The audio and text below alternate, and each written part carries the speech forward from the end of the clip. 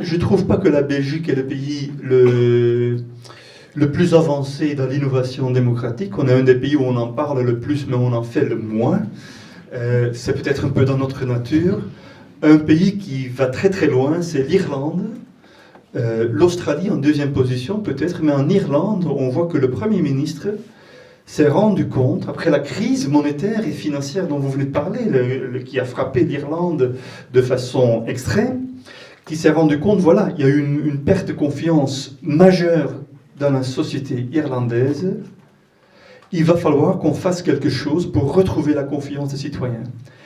Et depuis lors, il a organisé, il a convoqué une série de conventions citoyennes pour changer, non des détails dans la vie de chacun, de chacune, mais pour négocier, discuter, délibérer un certain nombre de changements constitutionnels.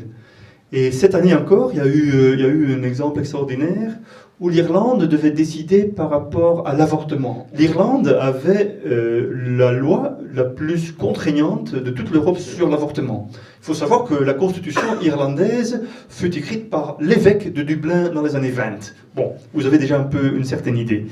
Et donc, la question, et beaucoup de femmes irlandaises partaient en Angleterre pour avoir un avortement et tout ça.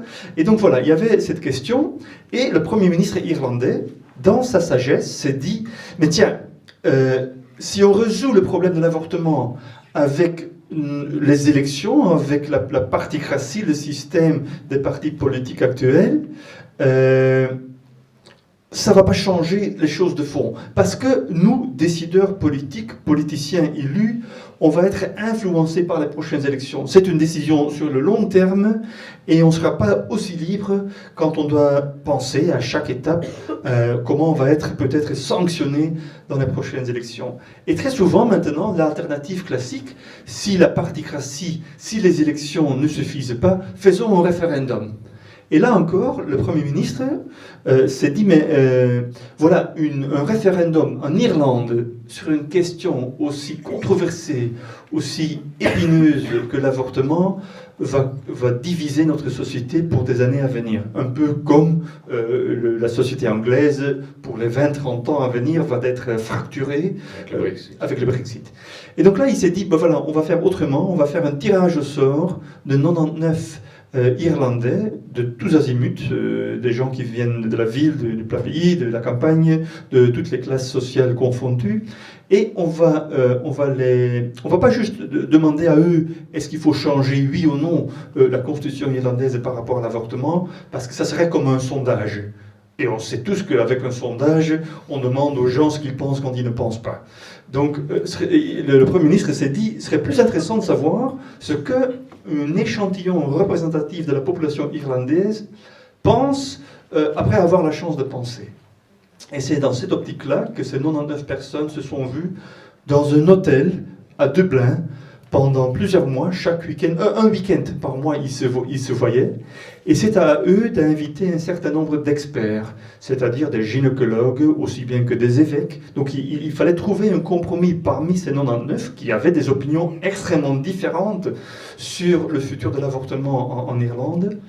Et donc, après un certain nombre de séances, je pense qu'après 5-6 mois, ils ont proposé, ils ont essayé de comprendre d'abord la matière, et puis ils ont proposé un changement, ils l'ont voté, de dire que voilà, la constitution irlandaise devrait changer.